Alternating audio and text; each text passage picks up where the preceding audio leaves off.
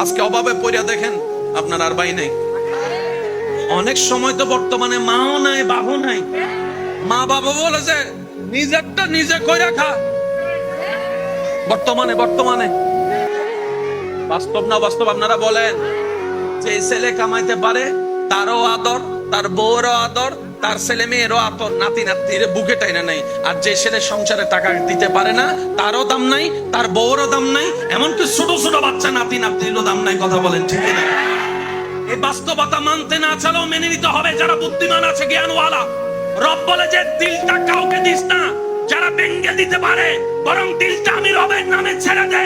আর আমি রব এমন দয়াবান, পৃথিবীতে বাঙ্গা জিনিসের দাম থাকে না, কিন্তু তোর বাঙ্গা হৃদয়ের দাম তোর মার কাছে না থাকলে, বাবার কাছে না থাকলে, ভালোবাসার মানুষের কাছেও না থাকতে পারে, কিন্তু তোর বাঙ্গা হৃদয়ের দাম আমি রবের কাছে 24টা ঘন্টা আছে।